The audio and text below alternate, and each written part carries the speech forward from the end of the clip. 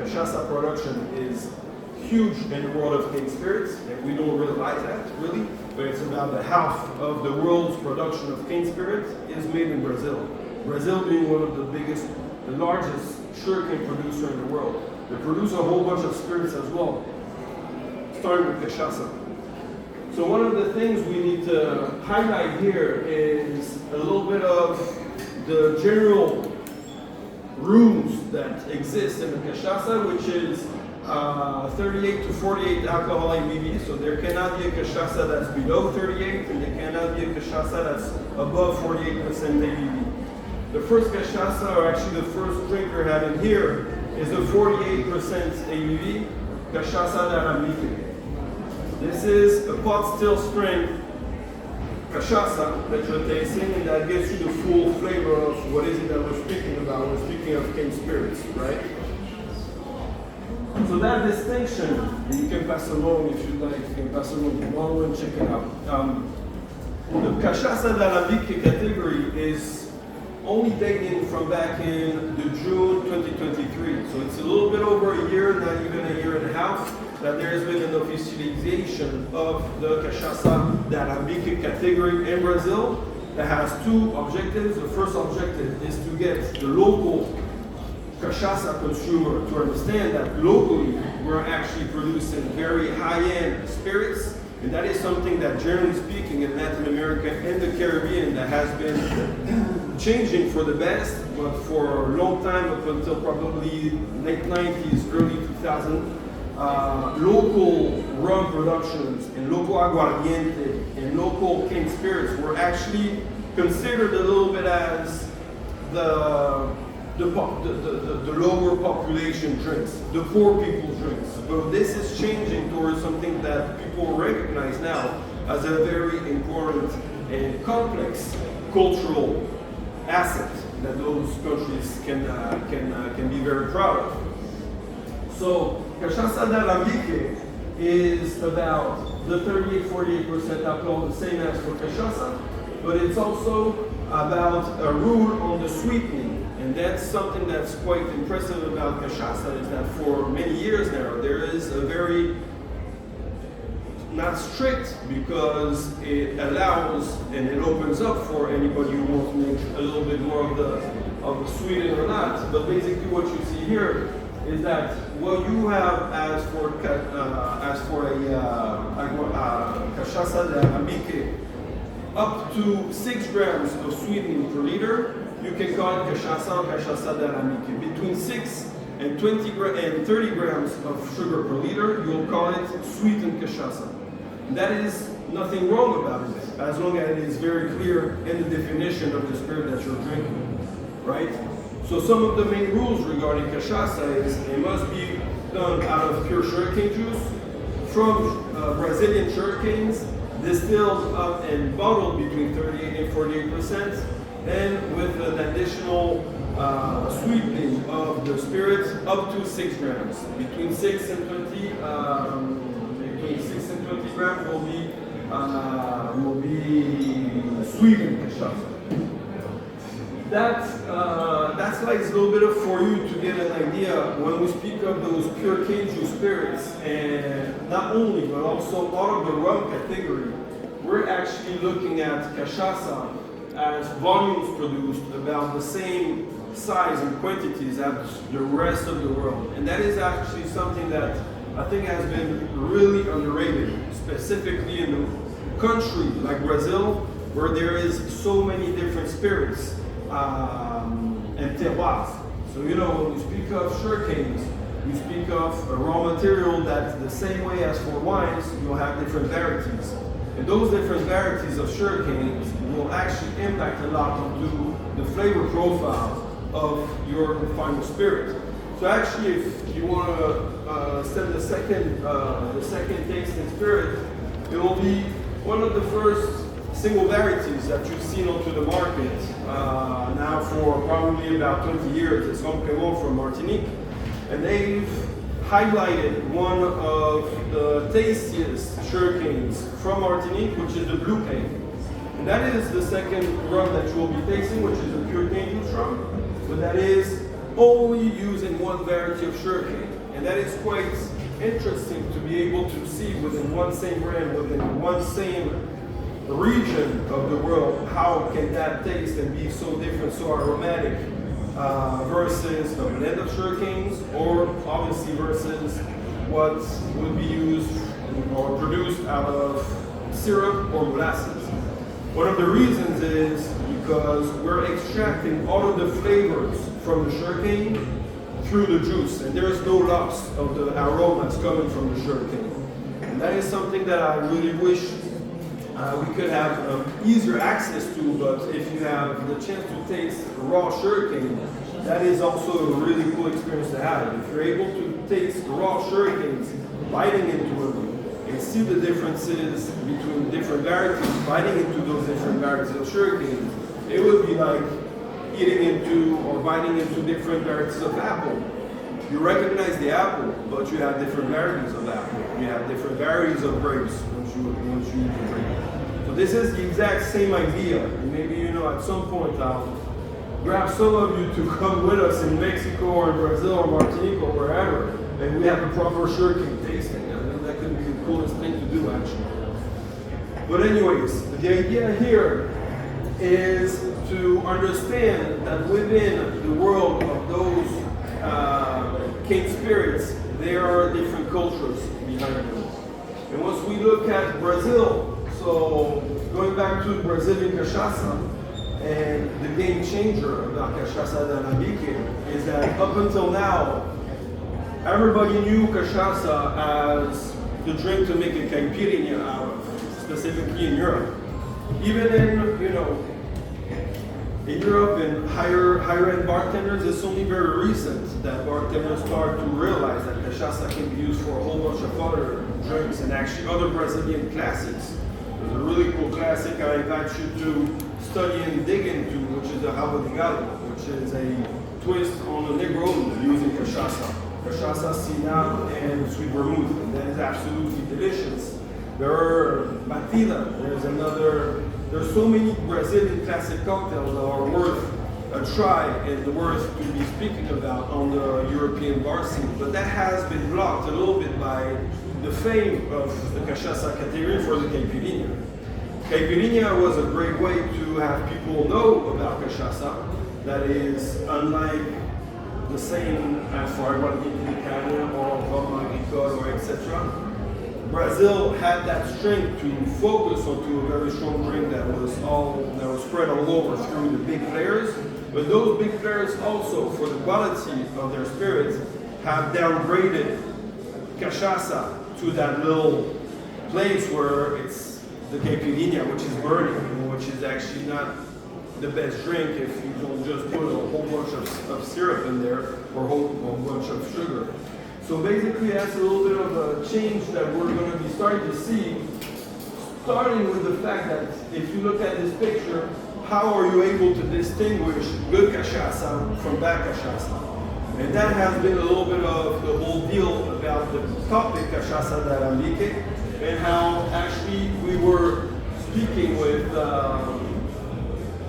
Magnifica, and Magnifica has been the first company to write onto their label cachaça d'Alambique. Although the regulation was not official, they said we're not allowed, because of the bigger players not wanting to have small artisanal cachaça producers, to say we produce artisanal cachaça or craft cachaça or small batch cachaça. All of those wordings were forbidden in Brazil, coming from the power of the bigger companies, starting with 51, saying we don't want to be us downgraded to the bad cachaça. So we don't want the small batch producers to call their cachaça craft or artisanal or traditional or whatsoever, because that's what it is actually, small batch. There are thousands of producers of small batch cachaça in Brazil, but the bigger players don't want to have that competition.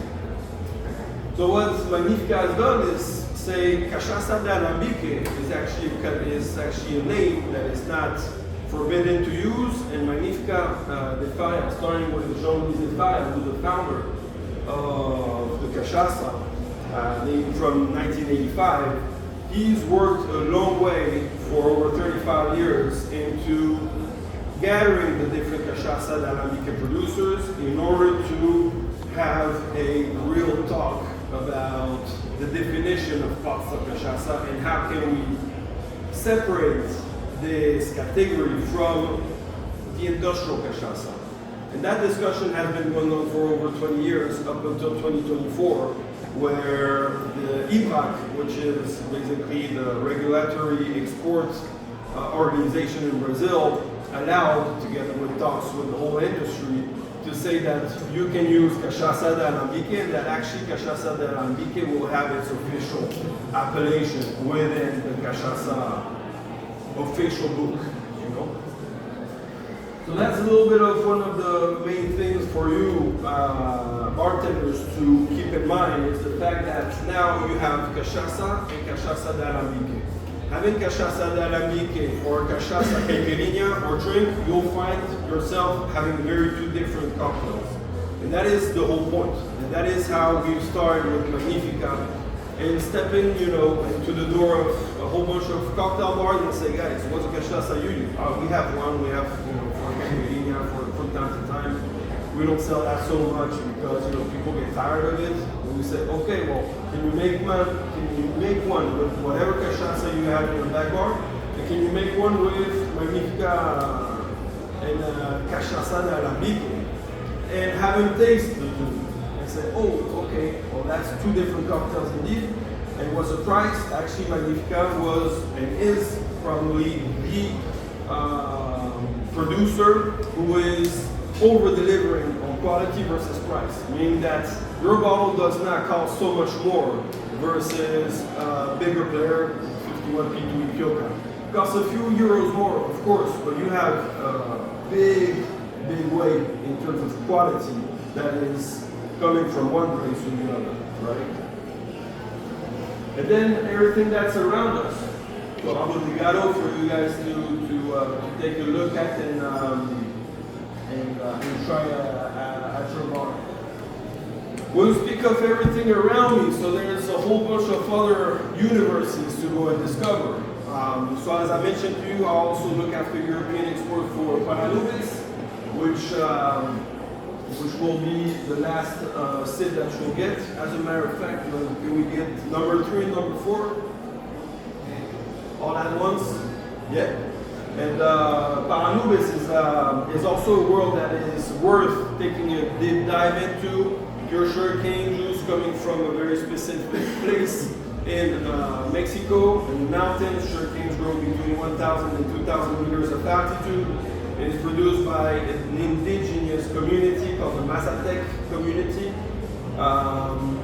Lovely people, a lovely community from the mountains, and that actually don't speak Spanish. They speak Mazatec, so it's quite a real universe once you step into that. And if you have a chance to go and check and meet José Luis Carrera, he will take you into the world of Paranubis, which is quite amazing and quite impressive. But then you have a whole bunch of other, and this is also something that's super interesting about Aguardiente de Caña from Mexico, is that it opened up. Paranubis is a project that dates back from 2015. But since then, there's a whole bunch of other producers who are starting to export and starting to speak about the culture of sugarcane spirits. And this is something that's very interesting for you to see, because we, as Paranubis, cannot be the only ones speaking about Mexican Aguardiente de Caña. And we need to have more players into the world to speak about the culture of the mountains of Oaxaca, in which we do not grow agave, but we grow sugarcanes, right? So you have SOG, you have Cañada, you have Camazots, which are all other great products as well. You find some in some markets. I'm not sure you find these in Greece though. Then you have C.R.E.A.M. So you know C.R.E.A.M, probably heard of C.R.E.A.M through the amazing work that La Maison and Gillier have been working on to the European market into promoting the Asian culture of sugarcane spirit, which uses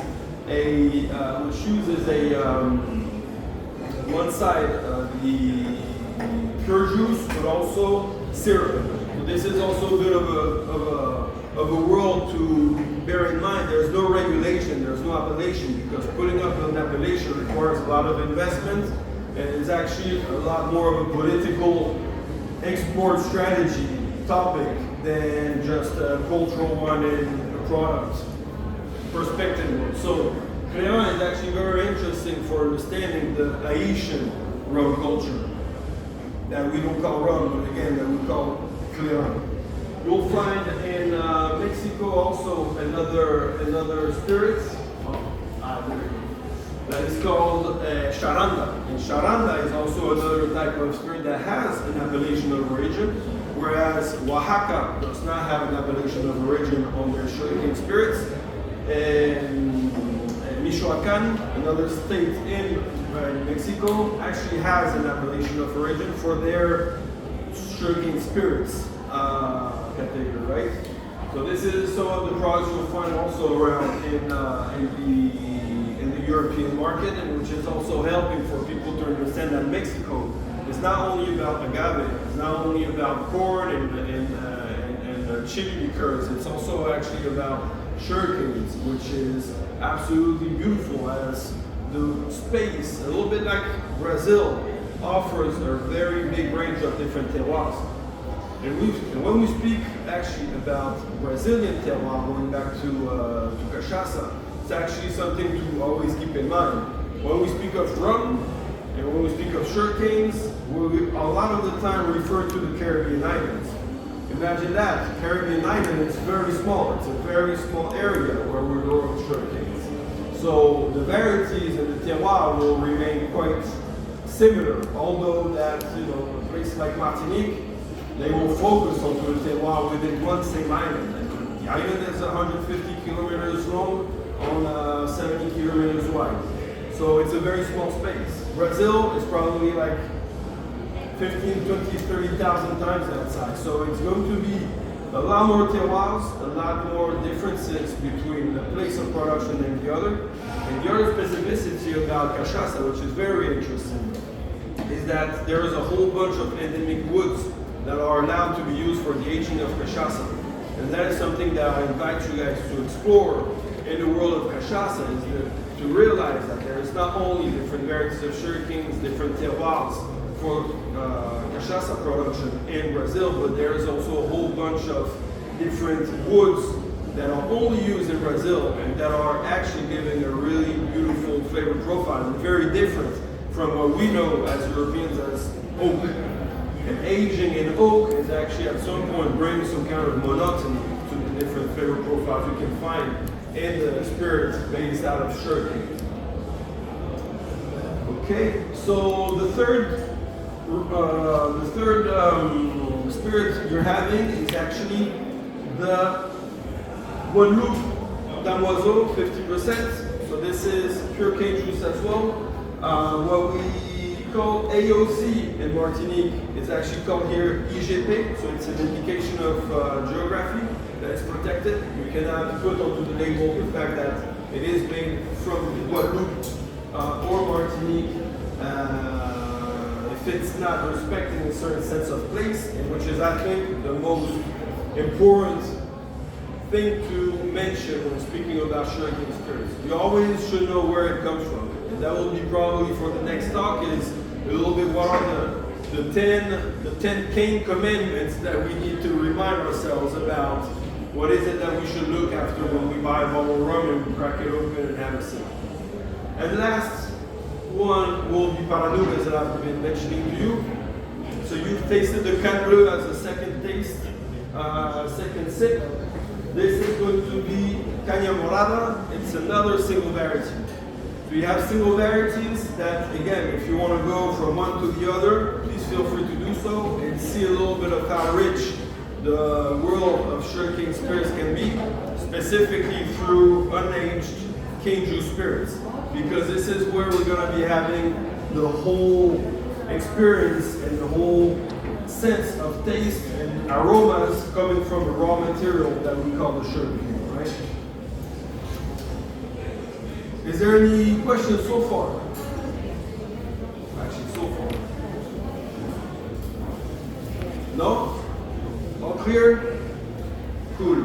What's your favorite sip. Who preferred the cachaça d'Arambique? The third one. Third one? Oh, no, let's go. Number one, who preferred number one? Number one. Who preferred number two? Who preferred number three? Who preferred number four? Okay, good. It's a little bit of a fight between Brazil and Mexico, I feel.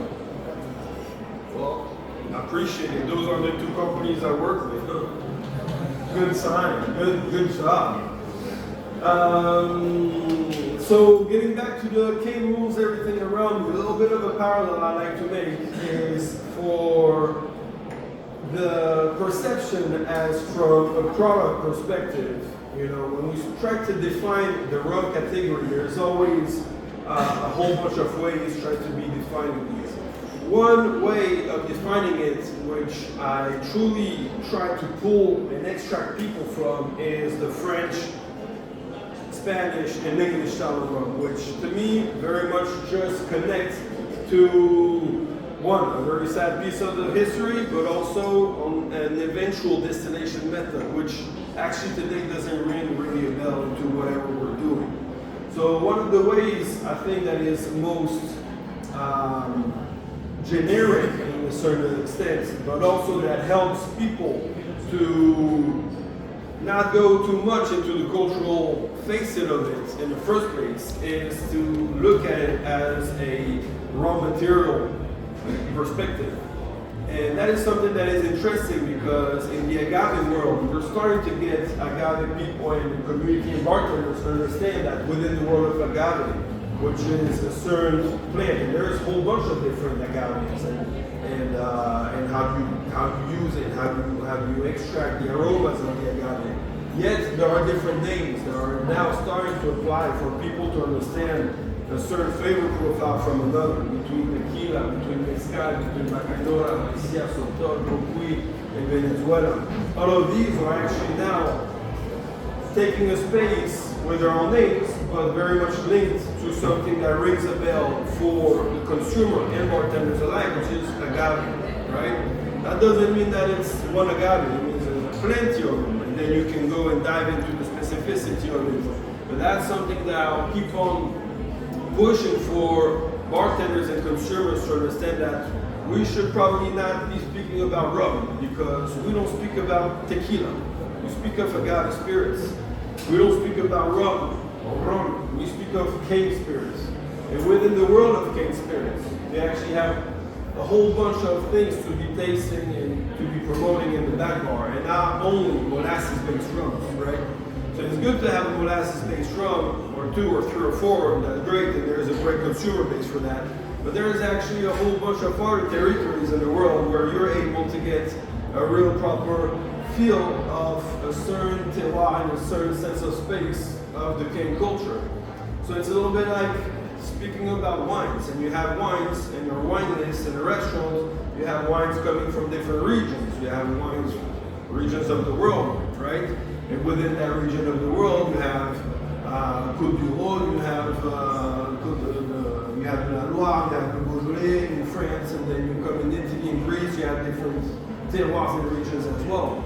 So this is where I'm trying to get more and more our partners, and speaking of partners, is our importers, but also bartenders and all of the people working with us to get into the education phase of, let's leave the rum on the side for a little while, but just speak of cane spirits, opening the doors of a very wide range of products, which, you know, as you can see here, are pure sugarcane juice, yet we don't call these rhum agricole. Rhum agricole is from one very specific sense of place, which is connected to history, and which is connected to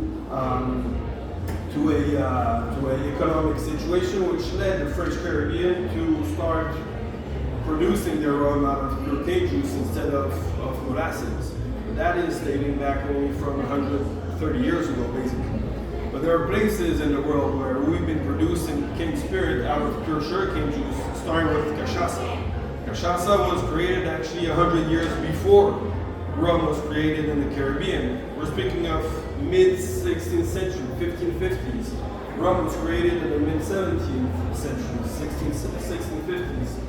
So actually, that's one big thing about, you know, Brazilians. And you go to Brazil and say, but why don't you guys just call your cachaça rum? It's rum, basically, right? I said, no, why don't you guys call your spirits cachaça? Well, actually, that's a good question. Both are cane spirits, but we do not speak of rum when we speak of cane spirits in Brazil. So that's a little bit of the philosophy to take in and to start thinking about, right? Is there any questions or comments so far? Make sense?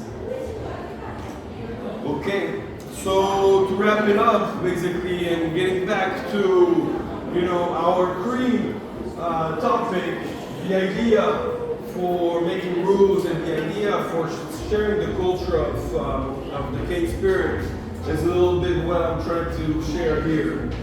Saying that cane spirits need a local regulation for international recognition. So this is, again, a very important point, is that it's not the international perception which should apply the rules of a local cultural asset, speaking of cane spirit, but that cultural asset should be setting the space for international recognition, saying, wow, okay, in Brazil, in Colombia, in Haiti, in Cabo Verde, they make a very specific spirit out of the sugarcane with that very strong history and that very specific sense of place, which explains why do we have a special name for it, why do we use cane juice, why do we use molasses, why do we use syrup, why do we ferment this way, why do we distill that way.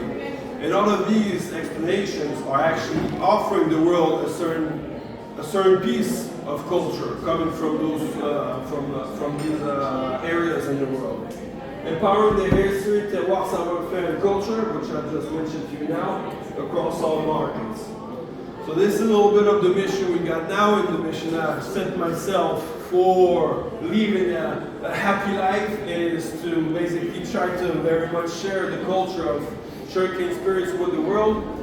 I was blessed enough to discover those sugarcane spirits very young, traveling, and now embodying and helping family-owned independent spirits producers, of which Magnifica, Paranubis, but also Carupano, that I invite you to taste later on, Venezuelan rum, very different from these.